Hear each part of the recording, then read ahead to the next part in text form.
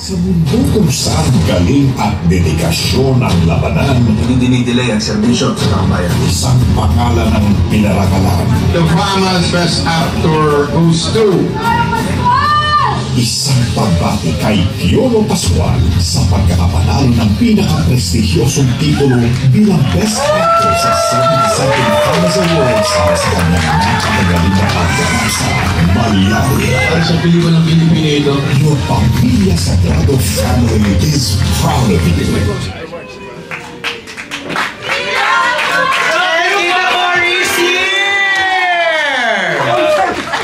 Tita Cory Vidanes, everyone!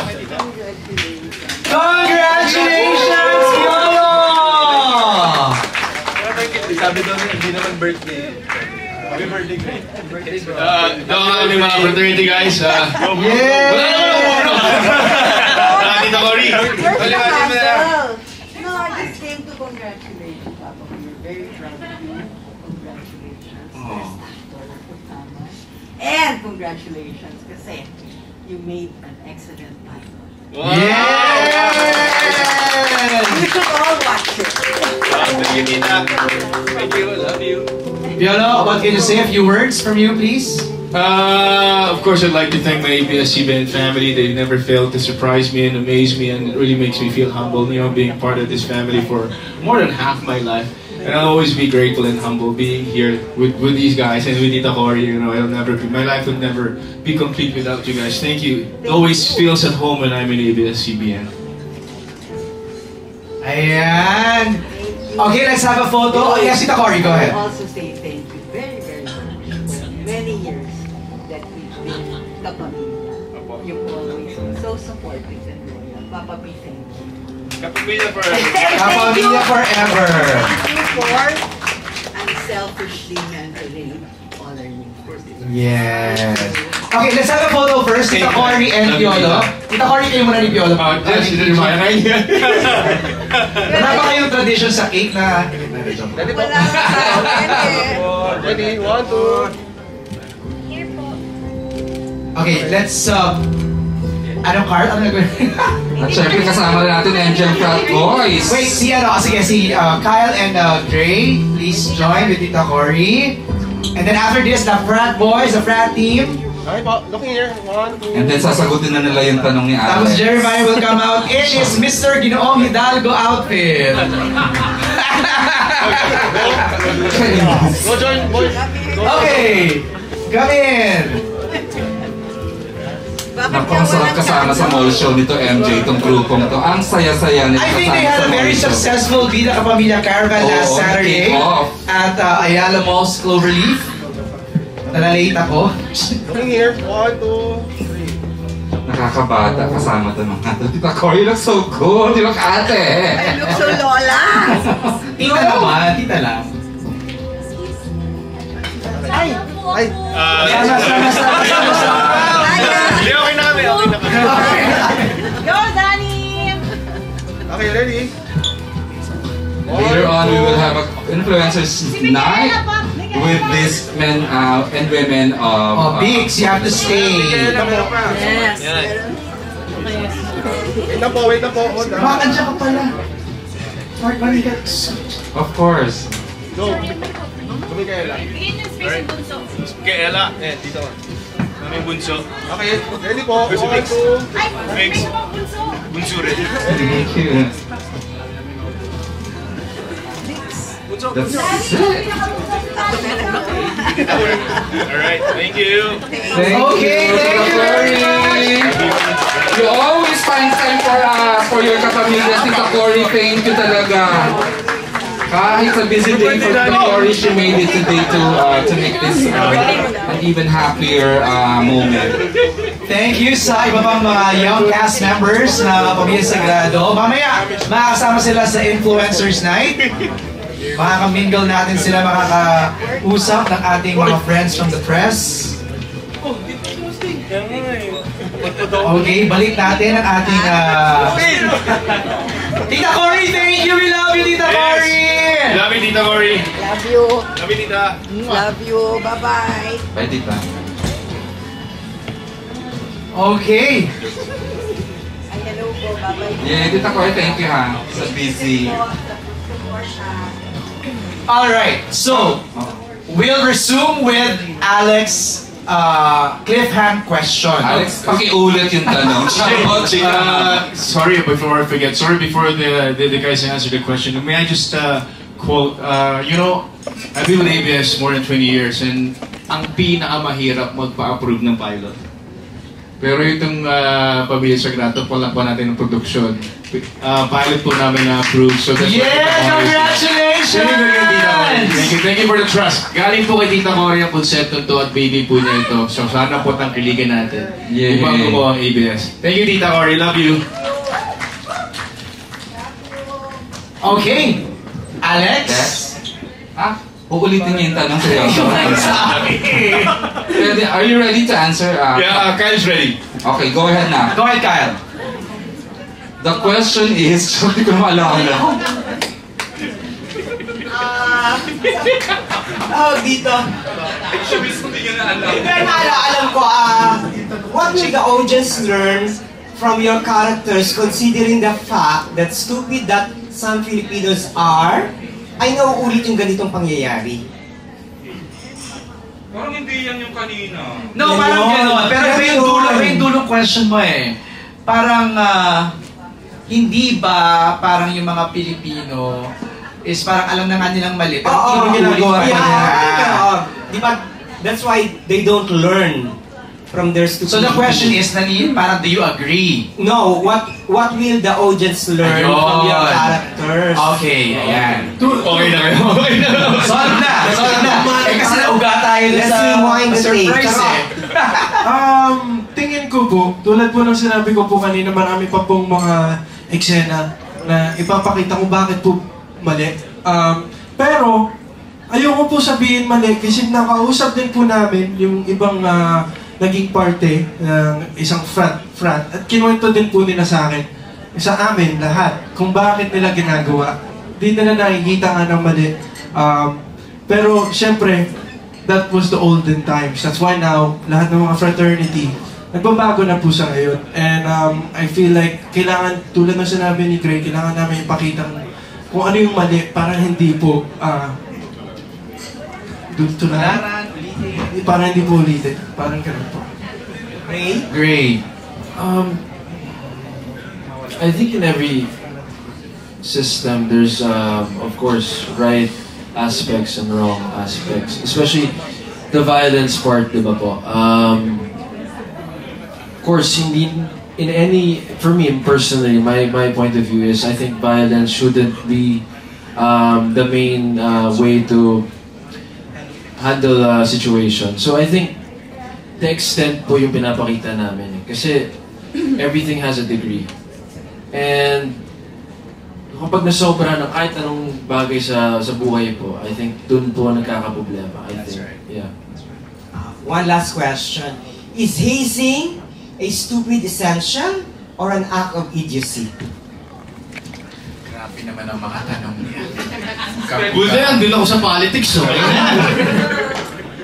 Stupid essential or a... An act of stupidity. An act of idiocy.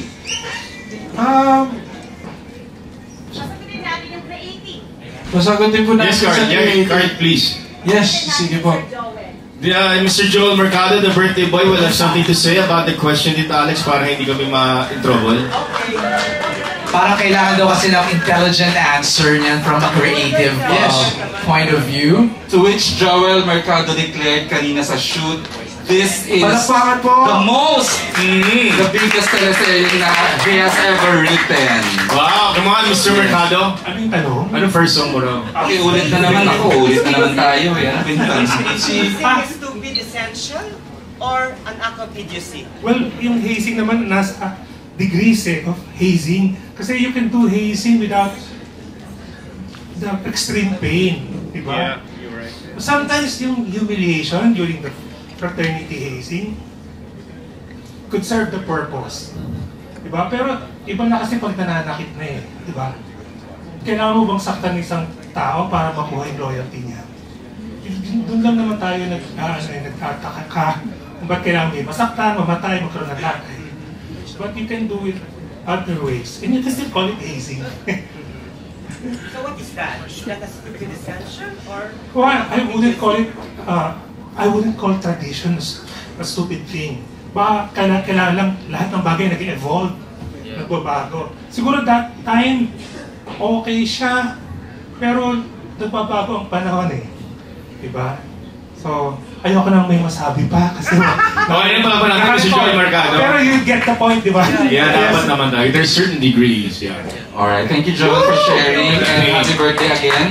Okay, we are now ready with few more questions with us, especially with Kyle and Gray. Aaron, who will do this? Yes, partner. Syempre, wala iba kundi si Papa O, G. Diaz. Of course, kanina ko ba sa show yung Parang hindi mo ko tinanong kanina.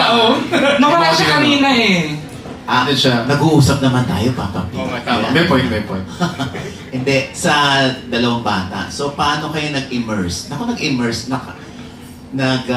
pa kayo dito? O pinag-aralan nyo ba yung hazing? Meron ba kayong, nag-research pa kayo? Para lang mas maramdaman nyo yung character ninyo. Ang galing, no? Hindi ko ba natatanong? Ang tagal na natin dito. Okay, go ahead. Hindi pa yata. Correct. Ano po kami nag-immerse? Yeah, nag-immerse pa kayo? Or paano nyo inaral yung hazing para mas maramdaman niya yung latay ng paddle? Meron din po kaming ex-member ng isang front na nandun po sa hazing eksena po namin. Tinuruan din po kami kung ano nangyari sa kanya, kung paano nangyari, kung sino mas mataas, yung master initiator, yung pinuno, kung paano po dapat sabihin yung mga creed, yung mga ganun po. Di pa po kasi pinakita yung creed ng Gamma Sigma Psi dito eh. Pero kailangan din namin memorize yun. Pero pinakamalaking bagay po na nangyari po hindi lang po sa amin dalawa, kundi yung buong fraternity, ay naging nanay po namin si Tita Angie Castrense. Si Tita Angie Castrense, naging acting coach po namin, buong frat. At sobra po siya nakatulong sa amin. She really helped us connect to our characters. Minapan niyo po kami kung paano gawin yung mga characters namin, paano mga relasyon namin. Napag-workshop po kami, pinagbigyan din po kami ni Dreamscape ng workshop and sobrang thankful po kami. And of course, si Ate Lotlot, of course, naging acting coach din po namin. Dala yun? Saan siya na may kamahalan palang Lotlot? Maganda din sinabi ko. Okay, Gray! Yeah, of course. Thank you, Mayor G, for the question. And yeah, si Tita Angie was our facilitator ng workshops. And I think just for the character building and the chemistry po talaga, and I would say, yun, hindi pa po masyado napakita yung mga scenes sa fraternity, pero I'm really excited to see that personally. Hindi ko pa po nakita. And I think yung number one aspect po talaga na nalabas ni Tita Angie, yung playfulness ng bukod sa, of course, there's business side of the college life, yung mga assignments mo sa course mo, and of course the frat. Yung brotherhood pinapakita po talaga namin, yung ride or die, and our loyalty to one another, and syempre yung mga biruan ng mga kabrat, mga kabarkada, yun talaga yung chemistry na na-build up dun sa mga workshops po. Okay, so kinilala niyo ba yung mga namatay sa hazing dito sa Pilipinas? Para lang mas alam niyo yung story nila, baka isa sa mga eksena yon, yung mga baka may mapulot sila, na-experience nila, gano'n. Marami din pong kinuwento din po sa amin ng mga totoong nangyayari sa Pilipinas. Meron din po kami, hindi ko alam kung ipapakita din po namin, pero may eksena din po kami na tinitingnan ni Moises mga naging kaso sa Pilipinas. Online lang, binabasa din ni Moises kung ano nangyayari talaga pag mga hazing cases, and marami po mga topics na itatakal din po talaga ng show na to. Okay, so mga veterans, pagdating sa actingan itong mga kasama ninyo, sila ba ay nagbigay sa inyo ng tips at ano yung mga natandaan ninyo during the shoot na binigyan ako ni Piolo ng ganitong tip, hindi ko ito makalimutan, or si Maylene, si Aiko, si Joel Torre, si Shaina. I remember one of the fond memories kay Sir John Arcilla.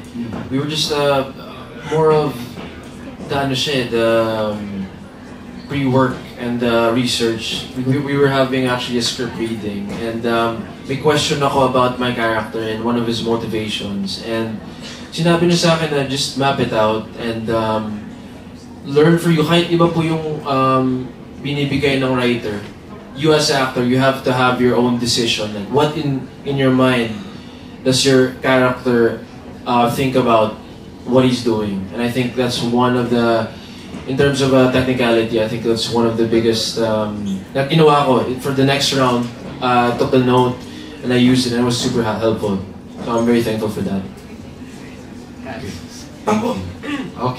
Ako po siguro, pinaka natutunan ko po talaga dito. Ako po kasi nakaka-eksena ko lang po si Tito Joel, si Ate Shaina. Yung pamilya pa nila, hindi ko pa masyado nakaka-eksena. Pero I feel like it goes without telling. They don't have to say anything talaga. Pero pinaka natutunan po namin sa kanila yung humility, the love for the craft, yung passion na nakikita niyo po talaga sa kanila. For example, Sir John, nag-script reading pa lang po kami, tinatanong niya din yung mga kapwa niyang artist, anong nasa isip mo dito? Anong connection yung dalawa? Talagang napapaisip din po kami. And it goes without telling, di po nila kailangan sabihin sa amin yung mga tips nila. Pero sobrang bukas po sila sa amin. They're very honest with how they feel towards our characters, towards how we attack our characters. And I feel like kitang-kita po talaga namin kung bakit sila tumagal sa industriya. So, isa sa magandang halimbawa dyan, si Papa P na hanggang ngayon ay nandyan pa rin. Parang hindi nararamdaman ng edad. Pero Papa P, pagka ganyan na anak ko si Gray, tsaka si Kyle, nararamdaman mo na ba yung edad? Nabudol na ako, di ba? Nung nakasama ko sila sa eksena, sabi ko, teka, parang mga tropa ko to, ba't bigla ako naging anak? Siguro sa eksena, ramdam ko, pero pag off-cam, wala na. Itong kakaibigan after. Yeah. Come on, let's go, bro. Okay. Ano lagi yung tip mo sa kanilang dalawa? Siyempre, kung meron mang role model dyan, ikaw, no? So para tumagal sila sa industriya at makamit nila yung goal nila na sumikat. Si Gray kasi ngayon ko lang nakasama, but we had the same handler before si Tita Lulu. Yeah. So there were things that I was just telling him is to just really be comfortable, relax yourself, because what's important is honesty and sincerity from your expression, from your core. And I guess he really gave it, you know, makikita mo naman sa tao pag open or nakikinig, and he has it. So that's why it worked for us, chemistry-wise, dynamic-wise, because he was really open and very humble. And same thing with me, I'm not a know-it-all kind of actor na ito dapat mong gawin. No, I'll let you shine. I'll let you do your thing, and then we can work it out together if there's something that we can work on and improve together and make the scene work as a team. Hindi yung nag-iisa ka lang or gusto mo ma-outshine yung isa't isa. He's not like that.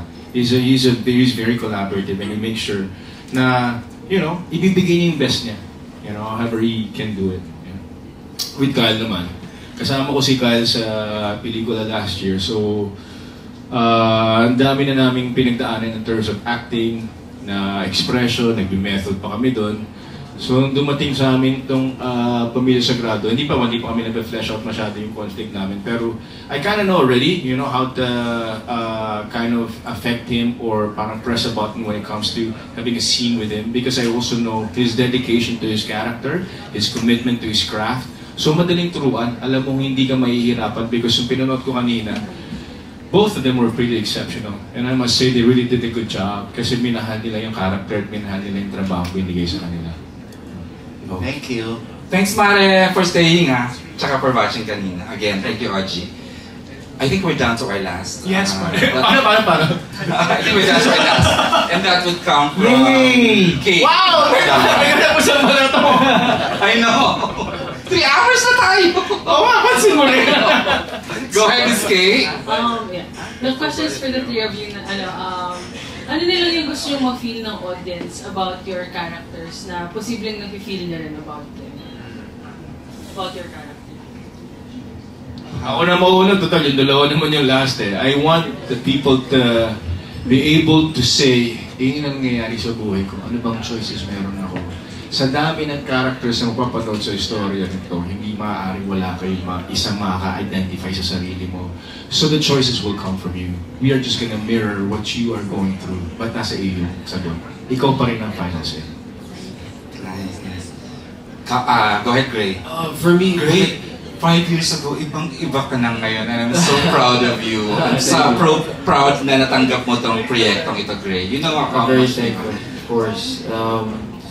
With a character like Justin Sagrado, of course, not a lot of people will be able to relate with him.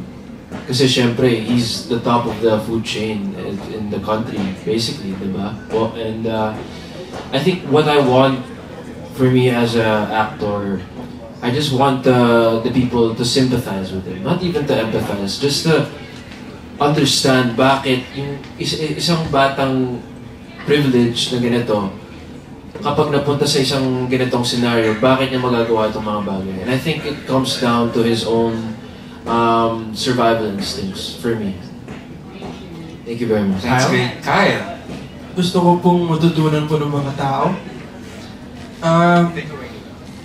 Maging takeaway nila. Siguro, sa napakagulo nating mundo, sa mundo natin na medyo puno na ng kasamaan, a lot of sadness, a lot of anger. Gusto ko makita nila kay Moises na may hope pa rin sa dulo. Kahit inaapi ka ng buong mundo, pakiramdam mo, wala ka ng kakampi. Kakampi mo pa rin siya. Ang Panginoon, lagi kang, di ka nag-iisa. And that's something that Moises is going to teach everyone. The beauty of love, loving someone, the beauty of trusting, and to show the world na talagang may hope pa rin. Kyle, actually, in the scenes that I saw, parang hindi ka umaarte.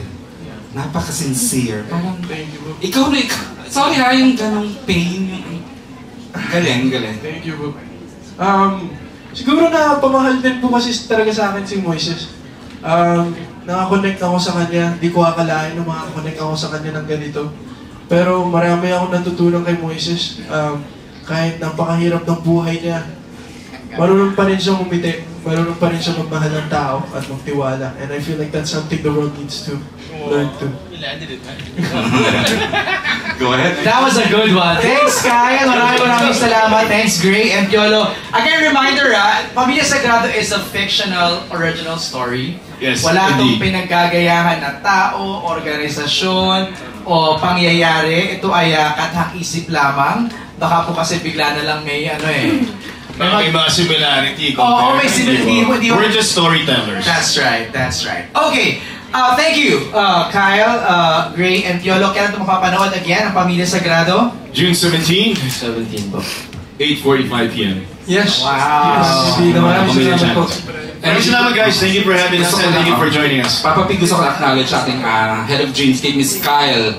Miss Kylie Manalo. And of course, Miss Trina, ang gumagawa ng PR campaigns natin. Miss Trina, sila Cristel Agnodio. Thank you talaga for the hard work. Production. Cristel is here! Oh my God! Hi, Cristel. Of course, Miss Lel Martinez. Happy birthday, Miss Lel Martinez, our producer. Grabe. Happy birthday, Lel. Alright. Andito pala ang buong team ng Pamilya Sagrado. Aaron, you have someone else to thank. Yes, congratulate lang din natin si Kyle for being the cover boy of Metro Body. Wow! Sample! Metro Body, wow! And also I'd like to thank, of course, our sponsors that gave some stuff to our press friends.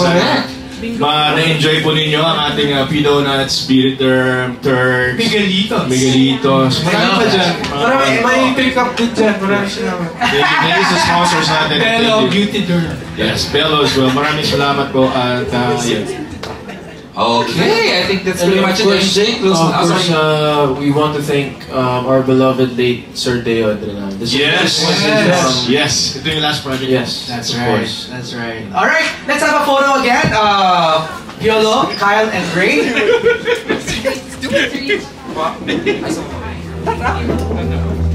Okay, Sunny.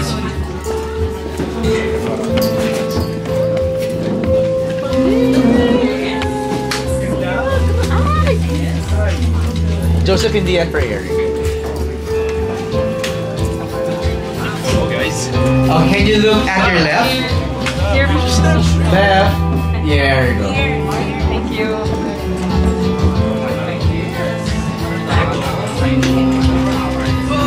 Yay! Thank you very much! Yes, Sunny, pa-picture. Go MJ. Congratulations! Okay.